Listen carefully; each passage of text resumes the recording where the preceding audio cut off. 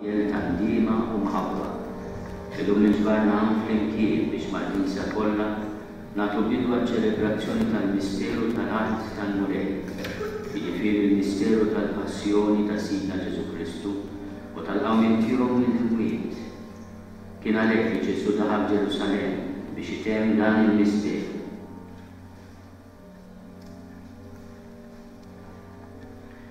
Għalhekk fidi sħiħa u qalbna kollha inġeddu t-tifkira ta' din id-dala għas-salvazzjoni tagħna. Nimxu wara l-Mulej biex għall-grazzja ta' Alla nissieħbu ma' Kristu fit-tbatija u s-salib tiegħu ħalli jkollna wkoll sehem miegħu fil-qawmien għall-ħajja. Nitgħu.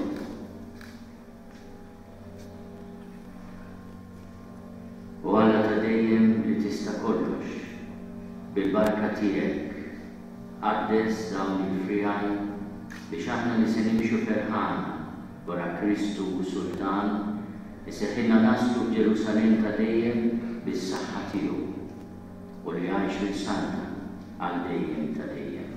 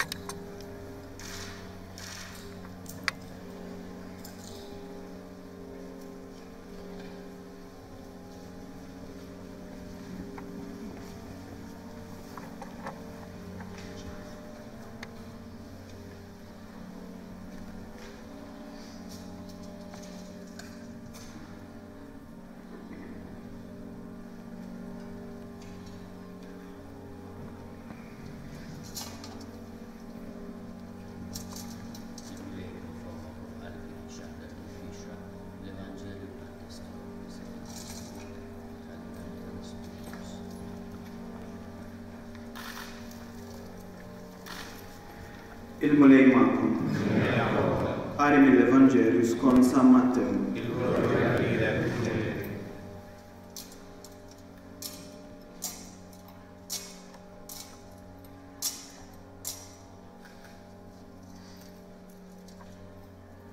X'ħin waslu qrib Ġerusalemm u ġew quddiem Betfage lejn l-għolja taż-Żebbuġ, Ġesu bagħat żewġ dixxipli u qalilhom: morru sar-raħal ta' biswitkom u minnu fih issibu ħmara marbuta u fellu ħdejha. Ħolluhom u ġibuhom li. Jekk xi ħadd jgħidilkom xi ħaġa u ġibuh, il-Mulej jeħtieġhom u malajr jerġa' jibgħathom lura. Dan ġara biex iseħħ dak li kien intqal permezz tal-Profeta meta qal: għajdu lil Sjon, ara, is-Sultan tiegħek ġej għandek, ġwejjed, rikeb fuq ħmara u fuq felu, ferħ tabima ta' tabija. Id-dixxipli marru u għamlu kif ordnalhom Ġesu. Ġibu l-ħmara u l-felu, edu fuqhom l-imnatar tagħhom u għad fuqhom. Għad kbir ta' nies firxu l-imnatar tagħhom fit-triq, waqt li oħrajn qataw xi friegħi mis-siġar u ferxuhom mat-triq.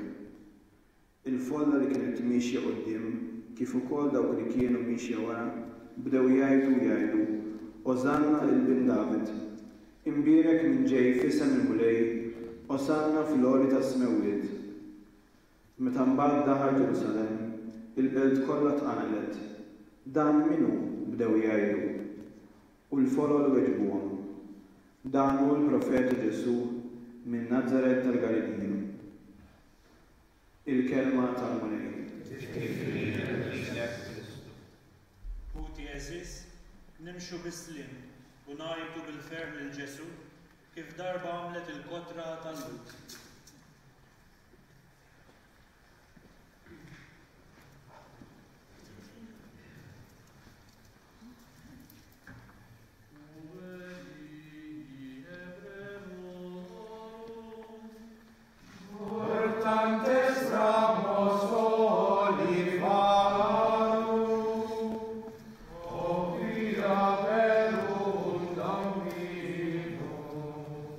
Lama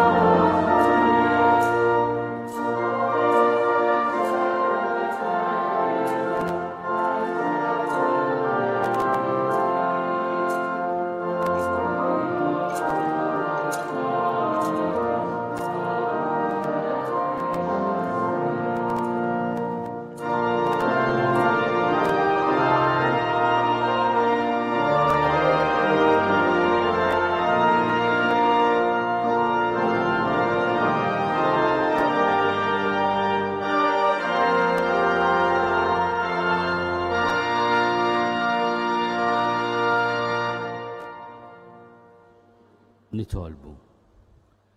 U Alla ta' dejjem li tista' kollox inti lilna l-bnedmin tajtna eżempju ta' umiltà meta rid li s-Salvatur tagħna isir bniedem bħalna u jieħu l-mewt tas-salib.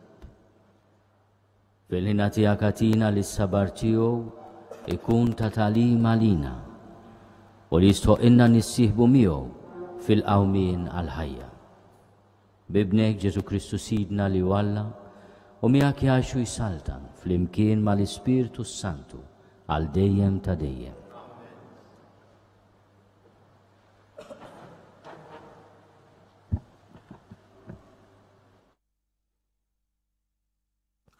Qari mill-ktieb tal-Profeta Eżajja. Sidi l-mulej tani l-sin ta' wieħed jitgħallem biex naraf nejn lil-lajjien b'xi kelma. Ta' kull filgħodu iqajjim li lil-widinti biex nisma' bħal wieħed jitgħallem. Sidi l-mulej fetaħ li widinti u jiena ma webbisx rasi, ma rġajtx lura. Tajdari lil dawk li kienu jisawtuni. Ħaddejja lil dawk li kienu jnitfuli l-ħiti. Ma ħbejtx wiċċi mit-tajjir u l-bżieq. Sidi l-mulej jgħinni, għalhekk ma nitħawwaġġ. Għalhekk għamilt wiċċi b'ħażniet. Jien naf li ma jkollix mniex nisħi. Il-kelma tal-mulej.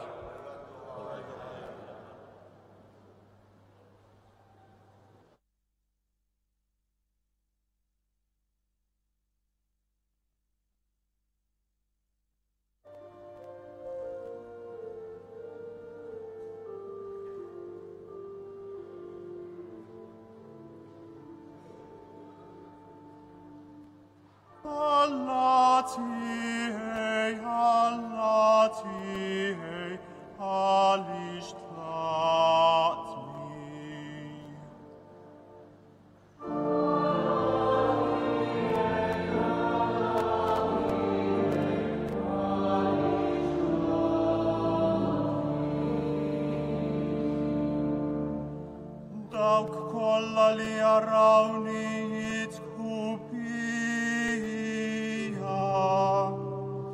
jgħajbuni iħarku rashom u jgħidu.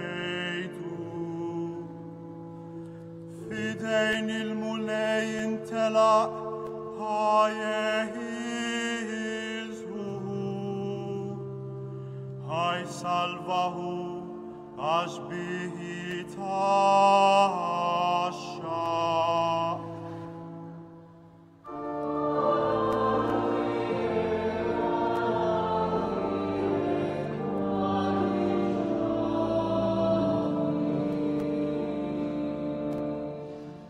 Ara il-klib daru miegħi,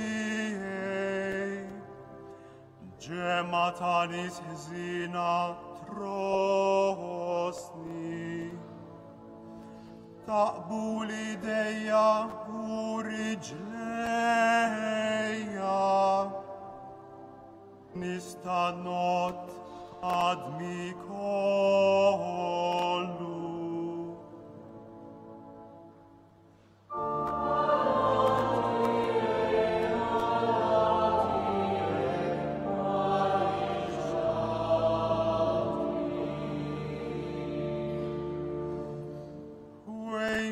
Asmu bejnietom, għall-libsa tiegħi jaqtaw ix-xorti. Imma int mulej la titbejġ, għajnuna tiegħi fittexejni.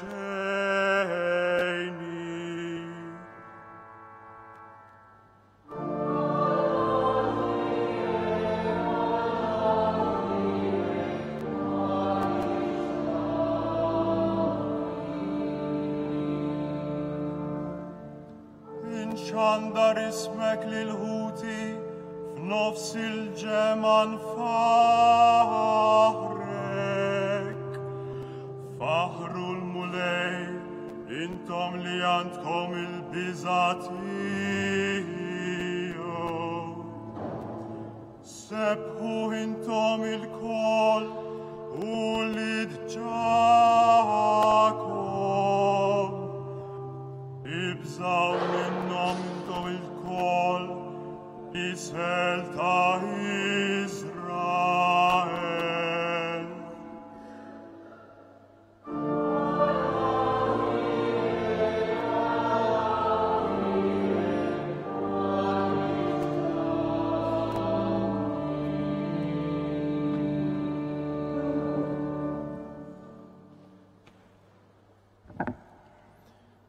Għalli mill-littra ta' San Paolo Apostlu lil-Filippin. Ġesu Kristu li għat li kellu n-natura ta' Alla ma għadx fit-tex tiegħu li hu daqs Alla. Iżda xejjen lilu nnifsu billi ħan natura tal-sir. Sar jixbaħ lill-bnedmin u der minn barra bħala bniedem.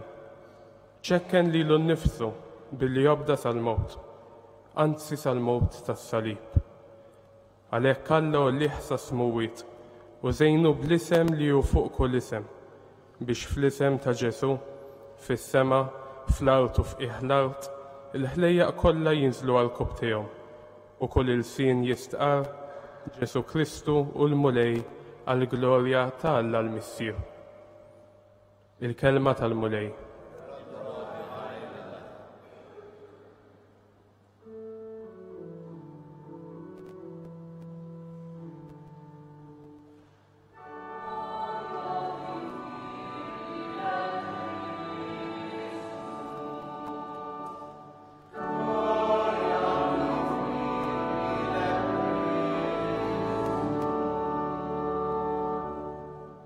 Minħabba fina, Kristu għobda sal-mowt, anzi sal-mowt tas-salib. Għalhekk Alla u liħsa smuwiet u żejnu bl-isem li hu fuq kull isem.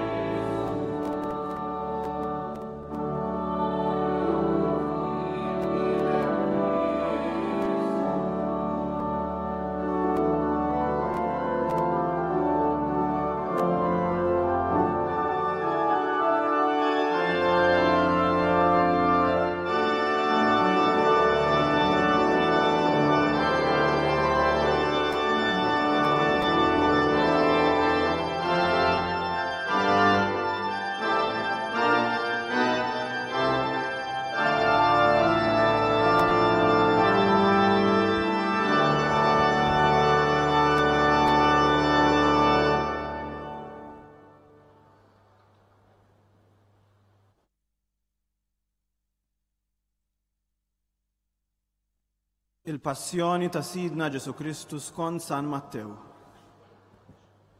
F'dak iż-żmien, wieħed mit-tnax jismu Ġuda l-Iskarjota mar int il-qassisin il-kbar u qalilhom: Xi tridu tatuni u jiena nagħtikom lil Ġesu fidejkom? U ma tawh 30 biċċa tal-fidda bħala ħlas. Minn dak il-ħin beda jfittex okkażjoni tajba biex jagħtihom lil Ġesu fidejhom. Fl-ewwel jum tal-għażmi, id-dixxipli resqu lejn Ġesu qalulu: Fejn tridna nħejjulek l-ikla tal-għajt? U qalilhom: Morru l-belt tant it-tali u għejdulu: Għallek li mallem, is-sija tiegħi waslet, jien se nagħmel l-ikla tal-għajt għandek mad-dixxipli tiegħi. Id-dixxipli għamlu kif ordnalhom Ġesu u ħejjew l-ikla tal-għajt. Għal-ħin ta' filgħaxija għad fuq il-mejda flimkien ma' 12 u waqt l-ikel qal: Tassew ngħidilkom li wieħed minnkom se jitradini. Huma bdew isewdu qalbhom ħafna u kull wieħed minnhom beda jsaqsih: Jaqgħu jien mulej? U Ġesu weġibhom: Dak li jmitt idu u jbill il-ħobs fi plat wieħed miegħi, dak li se jitradini. Bin il-bniedem imur kif hemm miktub fuqu, imma ħażin għalih dak il-bniedem li permezz tiegħu bin il-bniedem ikun moti f'idejn l-edewwa. Kien ikun aħjar għalih dak il-bniedem li kieku ma twilet xejn. Qabeż Ġuda dak li tradieħu qallu: jaqawwin Rabbi. Wieġeb Ġesu. Int qiegħed tgħidu. Huma u jieklu, Ġesu ħal-ħobs fidejh, qal il-barka, qasmu, newlu lid-dixxipli u qal. Ħudu kulu dan u ġismi. Imbagħad ħal-kalċi fidejh, ratt il-ħajr, newlilhom il-kalċi u qal. Ixorbu l-kol minnu, għax dan huwa demmi, id-demm tal-patt li jixxerret tal-kotra għal-maħfra tad-nubiet. Ngħidilkom li ma nerġax nixrob iżjed minn dan il-frott tad-dilja sa dakinhar li nixrob inbit ġdid magħkom fis-saltna ta' missieri. Kantaw is-salmi u ħarġu lejn l-olja taż-żebbuġ. Imbagħad Ġesu qalilhom. Il-kol kemm intom se titħawdu minħabba fija f'dan il-lejl, għax hemm miktub, nidrob ir-raj u n-naċ tal-merħla jitferxu, imma wara li nqum mill-mewt immur il-Galilija qabilkom. Qabeż Pietru u qallu. Jekk kulħadd jitħawwat minħabba fik, jiena ma nitħawwat qatt. Qallu Ġesu. Tassew ngħidlek li dal-lejl qabel ma jidden is-serduk int tkun ġaġ ħadni 3 darbiet. Qallu Pietru. Le, ma niċħdekx, anqas jekk ikolli mmut miegħek. U d-dixxipli l-oħra wkoll kulħadd qal l-istess. Imbagħad Ġesu flimkien mad-dixxipli tiegħu wasal f'qasam jgħidulu l-Ġetsemani u qal lid-dixxipli. Oqgħodu bil-qiegħda hawn sakemm immur hemmhekk nitlob. U ħamjaw lil Pietru u ż-żewġ ulied ta' Żebedew u beda jsewwet qalbu jiddejjaq. Imbagħad qalilhom. Għandi ruħi mnikta għall-mewt, ibqgħu hawn u issru miegħi. Mexa kemm xejn il-qudiem, inxteħet wiċċu fl-art jitlob u jgħid. Missier, jekk jista' jkun biet minni dan il-kalċi, imma mhux kif irrid jien, iżda kif trid int. Ġie ħdejn id-dixxipli u sabhom reqdin u qal lil Pietru. Mela ma flaħtux tisru sija waħda miegħi. Isru u jitolbu biex ma titħlux fit-tiġrib. L-ispirtu iva jrid, imma l-ġisem dajjef. Għat-tieni darba reġa' mar jitlob u qal. Missieri, jekk dan il-kalċi ma jistax jgħaddi mingħajr ma nixorbu, tkun magħmula r-rieda tiegħek. Mill-ġdid ġiew sabhom reqdin, għax għajnejhom kienu tqal bin-nas. Ħallihom u reġa' mar jitlob għat-tielet darba u qal l-istess kliem. Imbagħad ġie ħdejn id-dixxipli u qalilhom. Issa se torqdu u tistrieħu. Ara, is-sija waslet u bin il-bniedem se jkun moti f'idejn il-midinbin. Qumu, ejjew immorru, araw, dak li se jittradini huwa fil-qrib. Kif kien għadu jitkellem ġie Ġuda, wieħed mit-tnax, b'ġemma kbira ta' nies miegħu, armati bis-sjuf u l-bsaten, mibgħuta mill-qassisin il-kbar u x-xjuħ tal-poplu. Issa dak li kien se jitradih kien tom sinjalu qalilhom. Lil dak li nbus, daku, aqbduh. U minnu fih resaq fuq Ġesu u qallu. Islim għalik, Rabbi. U biesu. U Ġesu qallu. Ħabib, għalhekk ġejt int. Huma resqu lejh, meddew idejhom fuq Ġesu u qabduh. Wieħed minn dawk li kienu ma' Ġesu ħareġ idu u silet is-sejf. Darab lil qaddej tal-qassis il-kbir u qatalu idintu. Imbagħad Ġesu qallu. Erġa' daħħal sejfek f'postu, għax kull min jaqbad is-sejf bis-sejf jinqered. Taħseb int li ma nistax nitlob il-missieri u jibgħat li issa stess aktar minn 12 leġjun ta' anġli? Iżda mbagħad kif isseħħ l-Iskrittura li tgħid li hekk għandu jsir. Fl-istess waqt Ġesu qal.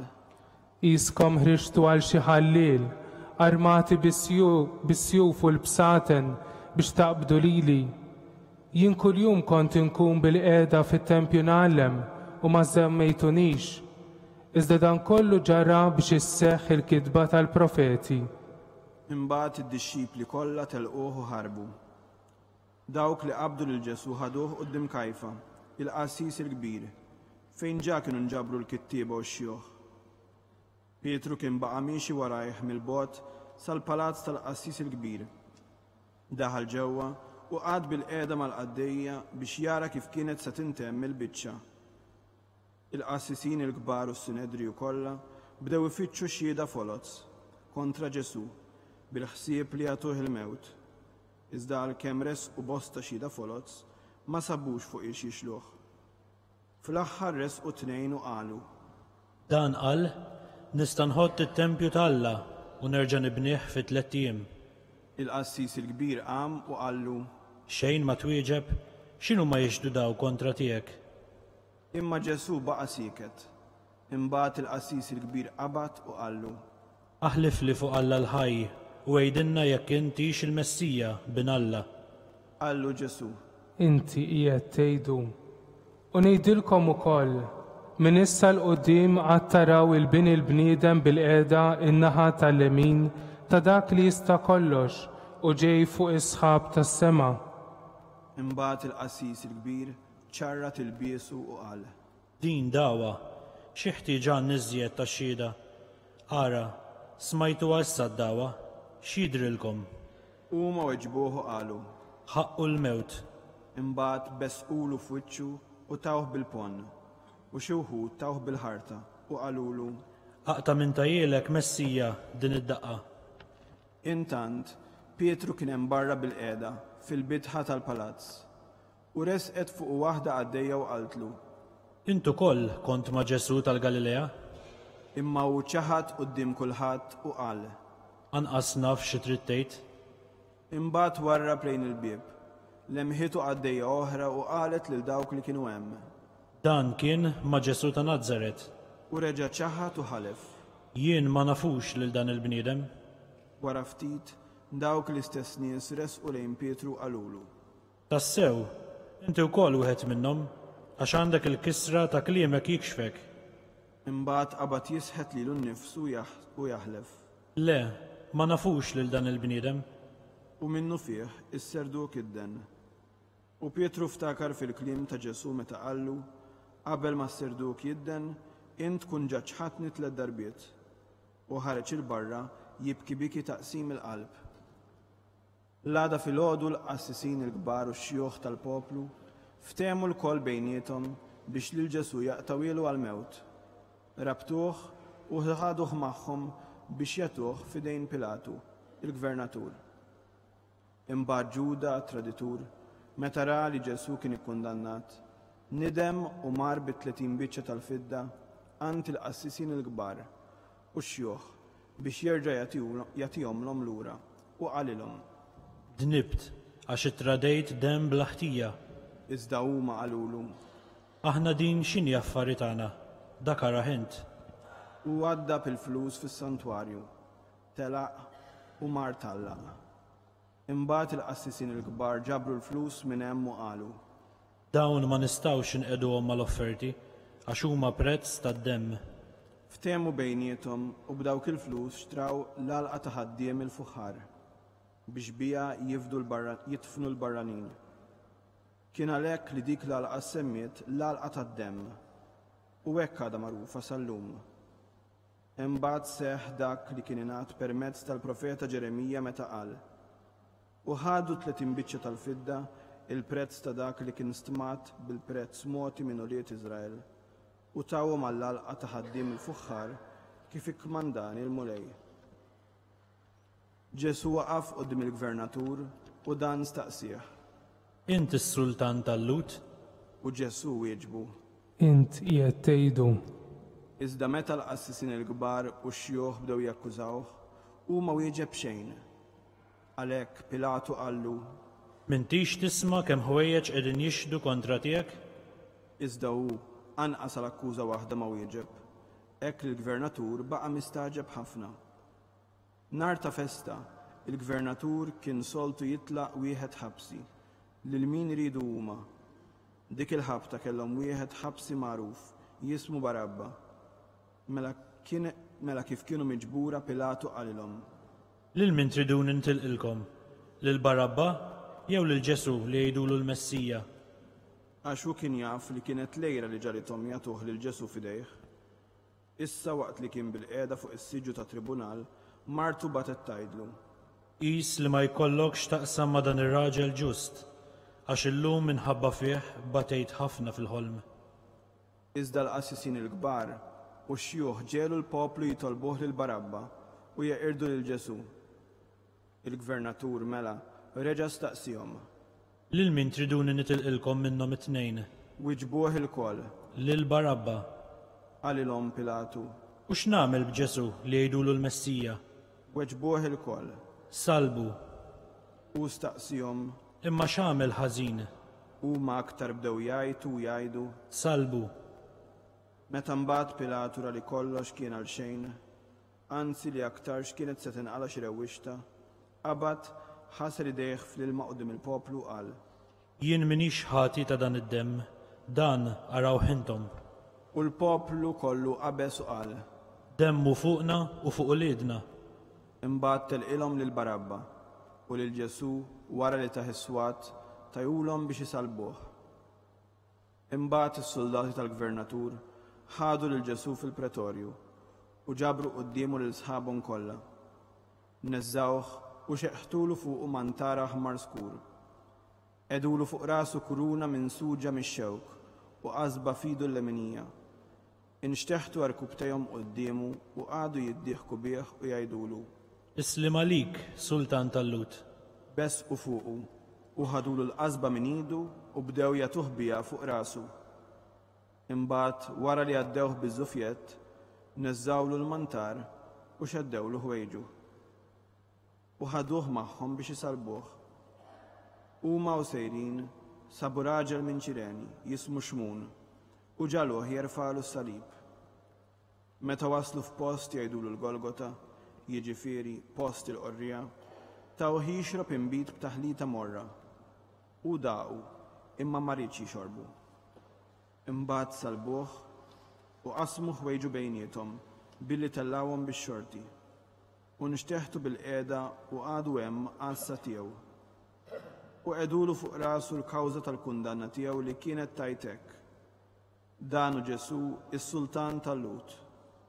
Imbagħad miegħu salbu żewġ ħallilin, wieħed fuq il-lemin u l-ieħor fuq ix-xelluk. Dawk li kienu għaddejjin bdew jgħiruh, iċaqilqu rashom u jgħidu. Int li tħott it-tempju fi 3 ijiem terġa' tibnieh. Salva lilek innifsek jekk int li bent Alla u inżel minn fuq is-salib. Hekk ukoll il-qassisin il-kbar bdew jiddieħku bih mal-kittieba u x-xjuħ u jgħidu. Salva oħrajn lilu nnifsu ma jistax isalva? U s-Sultan ta' Iżrael ħajinżel issa minn fuq is-salib u nemmnu fih. U jafda falla ħajħilsu issa jekk iħobbu, għax hu qal jiena bin Alla. U bl-istess mod bdew maqdruh ukoll il-ħallelin li kienu msalbin miegħu. Mis-sitt siegħa l quddiem waqgħet dalma kbira fuq il-pajjiż kollu sad-9 siegħa. U madwar id-9 siegħa Ġesu għajjed bil-ħen qawwi u qal. Eli, Eli, lema sabaktani. Jiġifieri, Alla tiegħi, għaliex tlaqtni. Xi wħud minn dawk li kienu hemm kif semgħuh qalu. Lil-Elija qiegħed isejjaħ dan. U minnu fih wieħed minnhom mar jiġri qabad sponża mimlija bil-ħall waħħala f'tarf ta' qasba u taħ jixrob waqt li oħrajn qalu. Stenna, ħanaraw jiġi x'Elija jsalvah. Imma Ġesu reġa' għajjad għajta kbira u rat ruħu.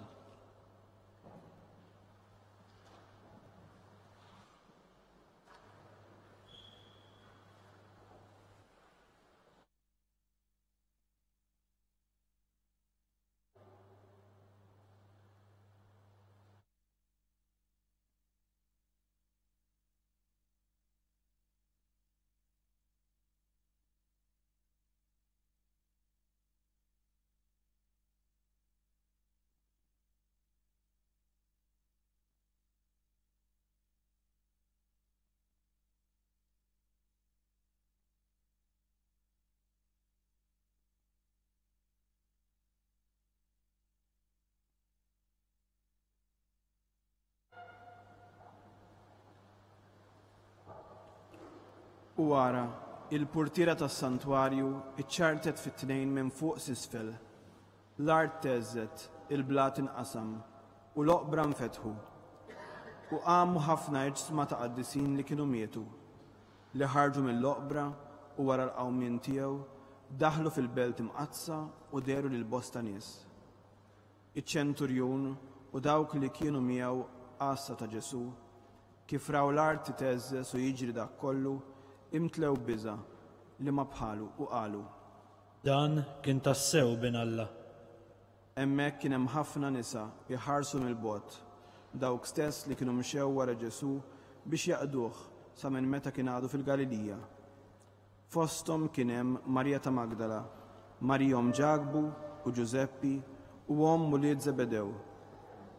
X'ħin sar fil-għaxija ġie raġel għani minn Arimatija jismu Ġuseppi li hu wkoll kien sar dixxiplu ta' Ġesu. Mar għand Pilatu u talbu l-ġisem ta' Ġesu. Imbagħad Pilatu ordna li jingħatalu. Ġuseppi ħal ġisem u kefnu fl-iżar nadif. Edu fil-qabar ġdid tiegħu li kien ħaffer fil-blat, gerbeb ġebla kbira fid-daħla tal-qabar u telaq. Iżda Marja ta' Magdala u Marja l-oħra baqgħu hemm bil-qiegħda biswit il-qabar. L-għada jiġifieri meta għadda jum it-tħejjija, il-qassisin il-kbar u l-Fariżej inġabru għand Pilatu qalulu. Sinjur, aħna ftakarna li dan il-bniedem qarriq meta kien għadu ħaj qal wara 3 ijiem inqum.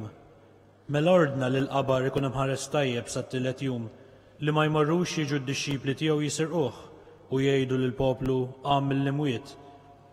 U hekk il-qerq tal-aħħar ikun ar minn tal-ewwel. Qalilhom Pilatu. Għandkom lassa, morru ħarsuh tajjeb kif tafu. U huma marru jissiġillaw il-ġebla biex il-qabar jibqa' mħares sewwa u ħallew ukoll l-assa miegħu. Il-kelma tal-mulej. It-tifħir lilek Kristu.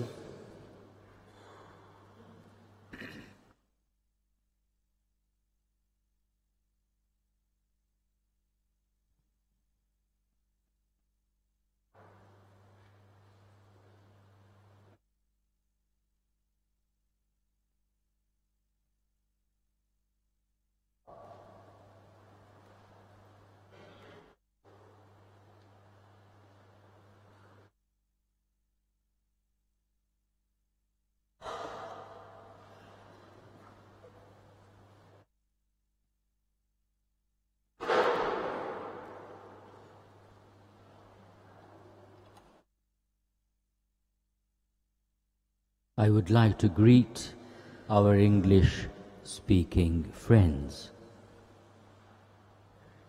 I will start my few reflections in Maltese, and then I will also address our friends in a language they can understand better.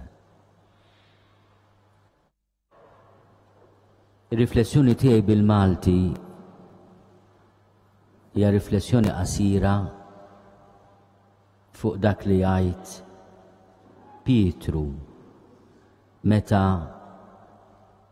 għal 3 darbiet il-qaddejja fil-bitħa tal-qassis il-kbir jistaqsuh jekk jafx lil Ġesu.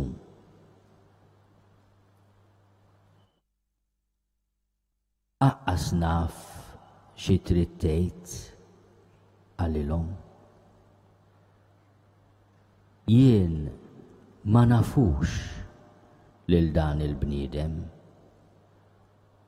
Le, ma nafux lil dan il-bniedem. Iċ-ċaħda ta' Pietru hija ċaħda tremenda. Pietru jiċħad li jaf lil-mulej. U b'xi mod għandu raġun. Għaliex il-mulej narfuh fil-misteru tad-tbatija, tal-mewt u tal-qawmien mill-mewt tiegħu. Illum bdejna ġimgħa qaddisa li trid tarrafna tassew minnu l-mulej. Mingħajr dawn il-ġrajja li aħna qegħdin niċċelebraw b'mod solenni, ma nistgħux inkunu nafu lil mulej.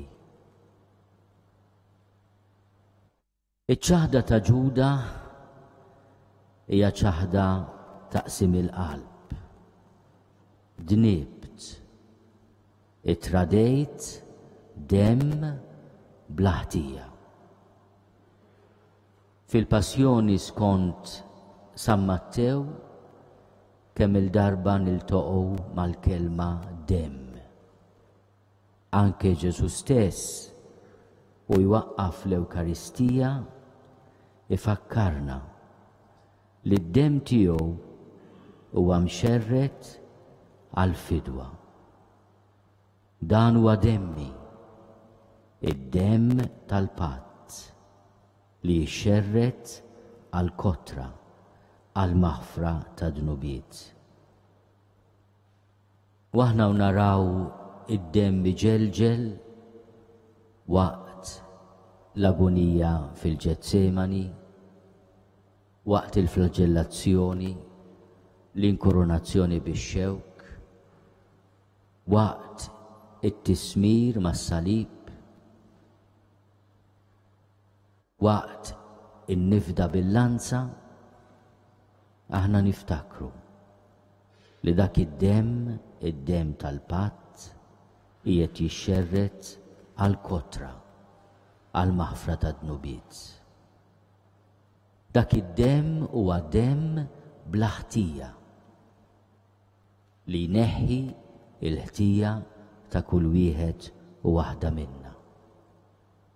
Dak id-demm li jagħti isem lill-għalqa ta' ħaddiem il-fuħħar, l-għalqa tad-demm, ħakel dama.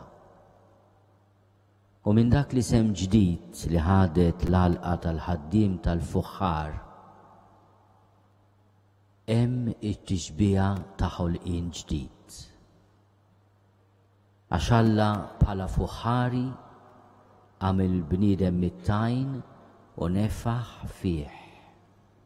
U l-bniedem sar ħolqien ġdid. Hekk ukoll l-għalqa tad-demm issir l-għalqa minn fejn il-mulej joħloq umanità ġdida. L-aħħar nifs tal-mulej huwa dak in-nifs fuq l-umanità li għamilna ħolqien ġdid. Il-poplu jgħajjat fuqu id-demm tal-mulej u din l-għajta minn saħta issir barka. Demmu fuqna u fuq uliedna. Jalla aħna li nilqgħu l-offerta tad-demm ta' Ġesu bħala l-offerta tal-ħelsien tagħna, l-offerta tat-tiġdid tagħna, tal-umanità ġdida. Ikonna wkoll is-sabar, l-umiltà u l-erf li niskopru minnu Ġesu.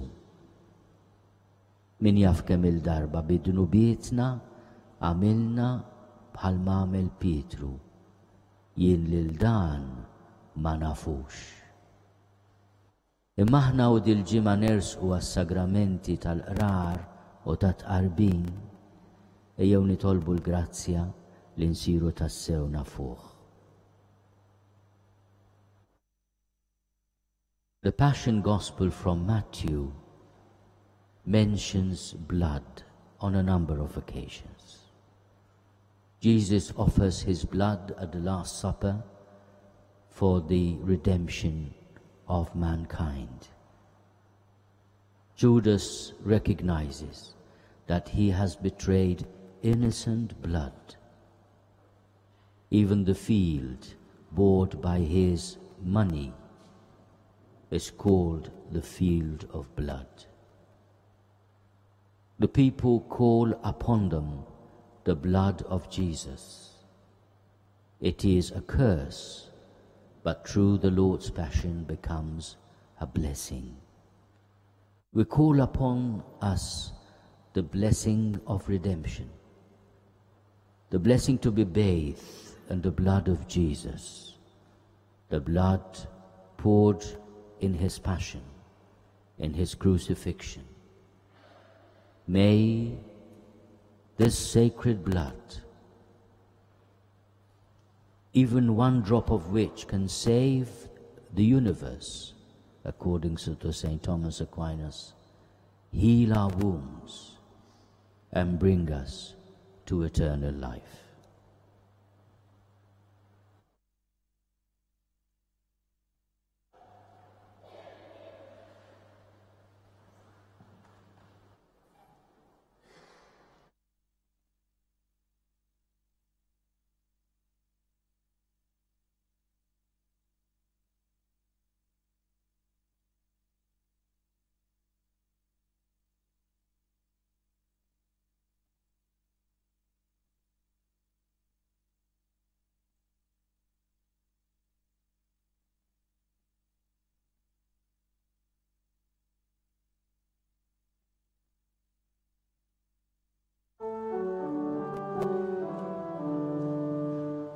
Credo in unum Deum.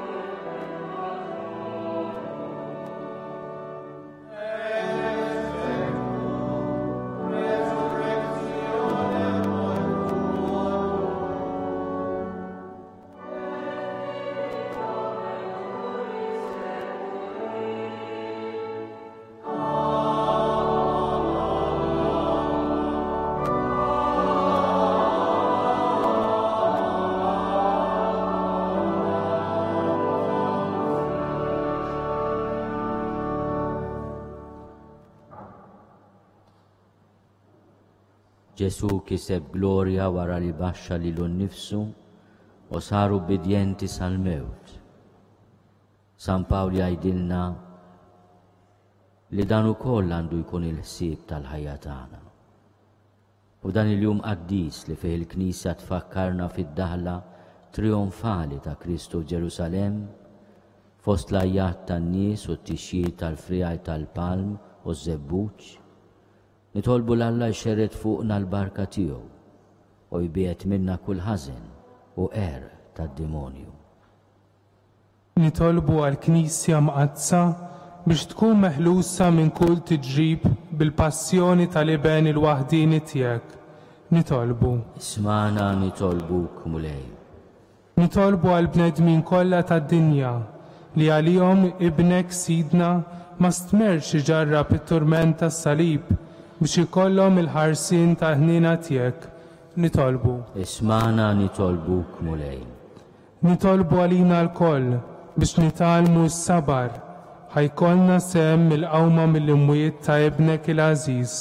Nitolbu. Ismana nitolbuk mulej. Nitolbu għal-midinbin kollha biex teħlishom minn ħtijiet tal-imodi u tħejjhom għal tiġdid qaddis. Nitolbu. Ismana nitolbuk mulej. Nitolbu għal daw kollha li għad ma għarfux liben il-waħdini tiegħek biex huma wkoll jarfu l-kobor tal-imħabba tiegħu għalina, imħabba li waslitu fuq l-ewda tas-salib. Nitolbu. Ismana nitolbuk mulej. Ħares nitolbuk mulej lejn il-familja tiegħek li għalija Sidna Ġesu Kristu ma stmerx jagħti ruħu fidejn l-edewwa tiegħu u jġarrab it-turment tas-salib u li miegħek jgħixu jsaltan għal dejjem ta' dejjem.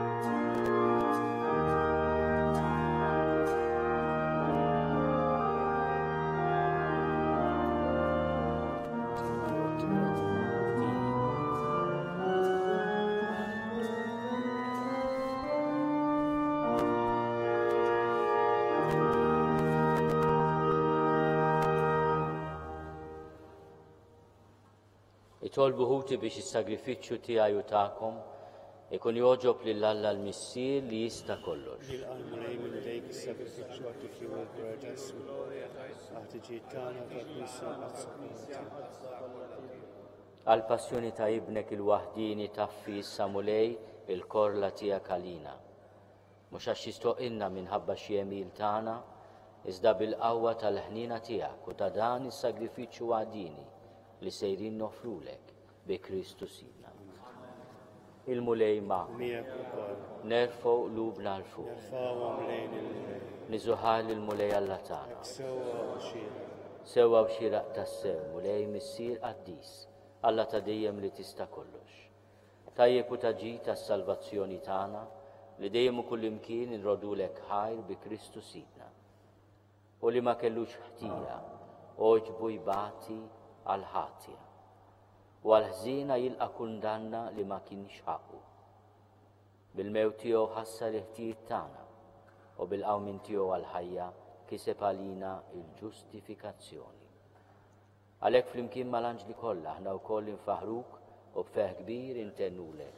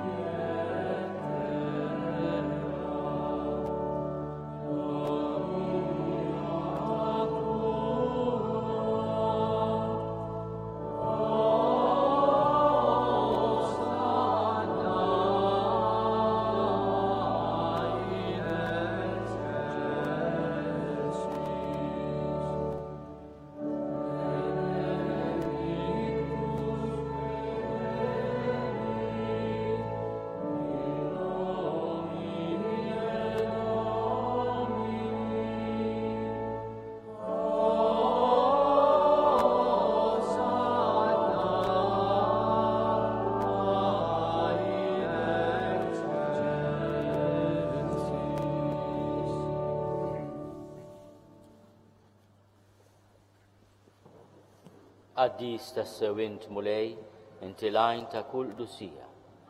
Qaddes għalhekk nitolbuk dawn l-offerti bil-barka tal-Ispirtu tiegħek biex isiru għalina il-ġisem u d-demm ta' Sidna Ġesu Kristu.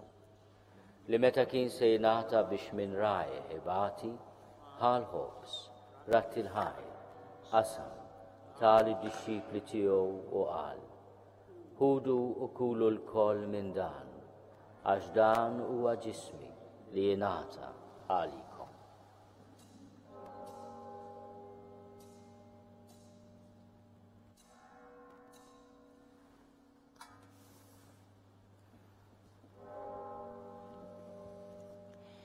Ekku kol wara li klaħal kalċi, reġa' ratti l-ħajr, tali d-dixxipli tiegħu u qal: ħudu u jxorbu minnu l-koll, għax dan huwa l-kalċi ta' demmi tal-patt il-ġdid li jibqa' għal dejjem.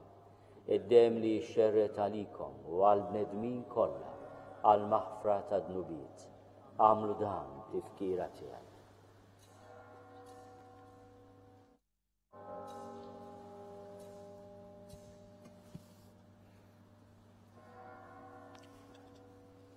Dan hu l-misteru tal-fidi.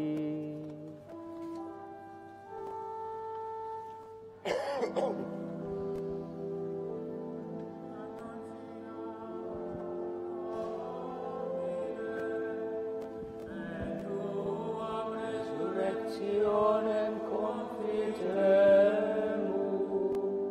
donem venias. Għalhekk aħna nagħmlu dan tifkira tal-mewt u l-qawmien ta' Sidna Ġesu Kristu. Nofrulek mulej il-ħobs tal-ħajja u l-kalċi tas-salvazzjoni. Unrodulek ħajra xoġbok tilqana un qudiemek biex naqduk. U miċċa kontana nitolbu l-Ispirtu Santu jaqadna f'ġisem wieħed, lilna li nieħdu sehem mill-ġisem u d-dem ta' Kristu. Ftakar mulej fil-Knisja tiegħek imxerda mad-dinja kollha. Wettaqa fl-imħabba flimkien mal-Papa Franġisku, mal-Isqof tagħna Charles, mal-Ministri tiegħek kollha. Ftakar ukoll ħutna li raqdu bit-tama tal-qawmien. Ftakar fil-mejtin kollha. Daħalhom quddiemek fid-dawl tas-sebħ tiegħek. Ħenna lina l-kol nitolbuk, għatililna wkoll il-wirt tal-ħajja ta' dejjem, flimkien mal-Verġni Mqazza u Malla Marija, mal-Arus tagħha San Ġusepp, mal-Apostli l-Qaddisin kollha li jgħixu fil-ħbiberija tiegħek sa mill-bidu tad-dinja. Għamel li magħhom infaħruk u nsebħuk Ġesu Kristu ibnek. Bi Kristu ma' Kristu fi Kristu, jingħata lilek alla missieri tista' kollox, flimkien mal-Ispirtu Santu, kull ġieħu glorja għal dejjem ta' dejjem.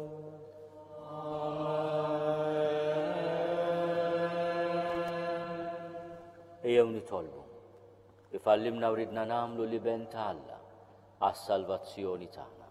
Missierna li inti fis-smawiet jitqaddis ismek tiġi saltnatek, ikun li trid int kif is-sema hekk fl-art. Ħobżna ta' kuljum agħtina llum, aħfrinna dnubietna għal ma naħfru lil minu ħati għalina. La ddaħħalniex fit-tiġrib iżda eħlisna mid-deni. Eħlisna nitolbuk mulej minn kull deni. Għatina fit-tiebor li nagħtihak il-paċi fi żmienna, biex inkunu ħielsa dejjem mid-dnub u mħarsa minn kull inkwiet. Aħna u nistennew u nittamaw ilejna u l-miġja tas-Salvatur tagħna Ġesu Kristu. Mulej Ġesu Kristu li għatti l-apposti tiegħek, inħallilkom is-slim, nagħtikom is-slim tiegħi. La tħares lejn dnubietna, iżda ħares lejn il-fidi tal-Knisja tiegħek. Għatija slimu l-għaqda li inti li tfiha, inti tgħixu s-saltan għal dejjem ta' dejjem. Il-paċi tal-mulej tkun dejjem magħkom. Għatu l-paċi lil xulxin.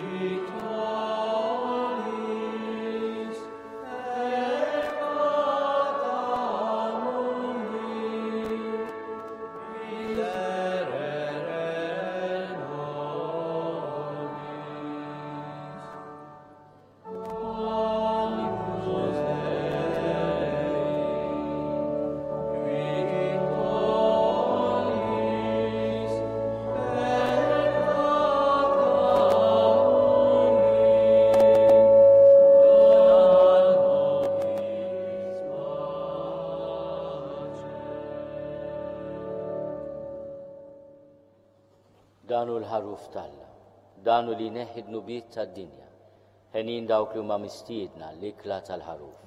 Mulej ma jistoqlix li tidħol taħt is-saqaf tiegħi, iżda biss kelma waħda u ruħi tkun infeja.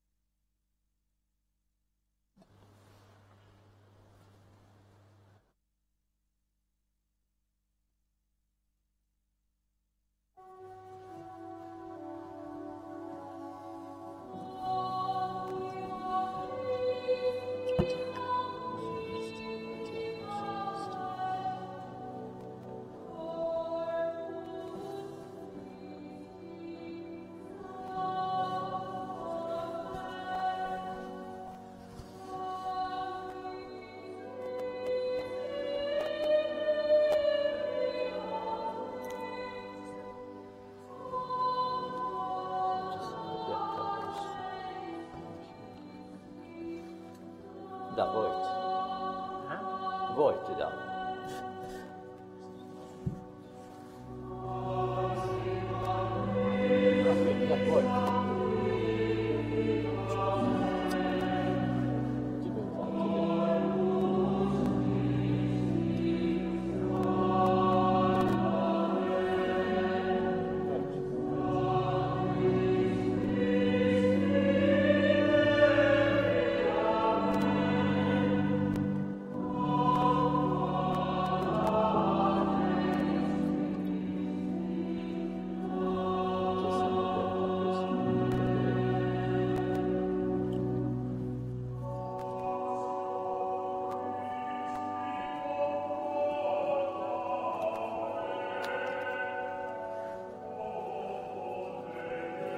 Custodian t'animam in vitam aeternam.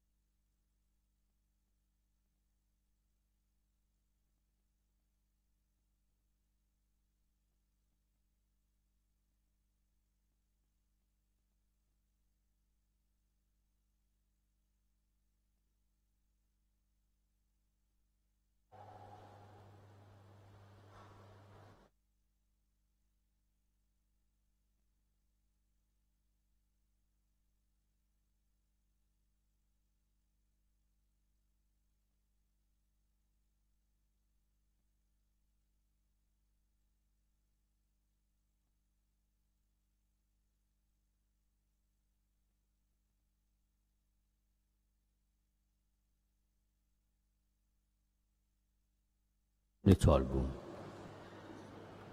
Issa li tqarbilna mid-don qaddis tiegħek fiċ-ċokontana mulej nitolbuk biex bħalma bil-mewt ta' ibnek tajtna t-tama tal-ħwejjeġ li nemmnu. Hekk ukoll bil-qawmin tiegħu għall-ħajja twassalna l-premju li lejh aħna miexja bi Kristu Sidna. Qabel ma ninfirdu nixtieq nafża l-ħinijiet taċ-ċelebrazzjoni liturġiċi tal-ġimgħa mqazza. Nixtieq nafża li nhar l-Erba' fis-7 ta' filgħaxija Monsinjur Arċisqof sejjer imexxi Via Crucis minn bib il-Belt sal-pjazza ta' quddiem il-Konkatedral. Nittamaw li l-Via Crucis tieħu madwar siegħa u nofs. Nhar il-ħamis filgħodu imbagħad ikonna ċelebrazzjoni li matula jiġu imbirka u ikkonsagrati iż-żjud imqazza tas-sagramenti. Dakinhar ukoll il-saċerdoti preżenti iġeddu il-wedijiet tal-ordinazzjoni saċerdotali tagħhom. Iċ-ċelebrazzjoni tibda fid-9:30 ta' filgħodu. Imbagħad filgħaxija ikonna t-tifkira tat-twaqqif tal-Ewkaristija, it-twaqqif tas-saċerdozju u loti tal-kmandament il-ġdid tal-imħabba lill-Knisja. Iċ-ċelebrazzjoni fil-katedral tibda fis-6:30 ta' filgħaxija. Fil-ġimgħa l-kbira filgħodu mit-8 għal quddiem ġifieri kif jiftaħ il-konkatedral se jkollna saċerdoti li se jkunu għas-servizz tas-sagrament tal-qrar. Imbagħad filgħaxija t-tifkira tal-passjoni u l-mewt tal-mulej tibda fit-3:30 ta' wara nofsinhar. F'Sibtilajt filgħaxija, verament Sibtilajt ma jkun hawn l-ebda qudiesa, kif laqqas fil-ġimgħa l-kbira ma jkun hawn qudiesa, imma fis-Sibtilajt il-lejl il-kbir, il-lejl tal-għajt jibda fit-8 ta' filgħaxija. For our English-speaking Catholics, I would like to say that in the notice boards of the cathedral you can find all the times of the celebrations, of the liturgical celebrations, but particularly next Friday, Good Friday morning, when the cathedral opens at 8, one can find priests who will serve the faithful in the sacrament of confession. Thank you very much. Il-mulej ma'kom. Alla l-missier ta' kull ħnina li bil-passjoni ta' ibnu ta'kom eżempju ta' mħabba, jagħtikom li taqdu lill-Alla u lill-bnedmin u tiksbu d-don kbir tal-barka tiegħu. Amen. Li wassalkom għal ħajja ta' dejjem, lilkom li temnu lill-mewt ta' Kristu teħliskom mill-mewt ta' dejjem. Bħalma timxu fuq l-eżempju tal-umiltà ta' Kristu, hekk il-mulej seħibkom miegħu fil-qawmin għal-ħajja. U jberikkom Alla li jista' kollox, il-Missier u l-Iben u l-Ispirtu Santu.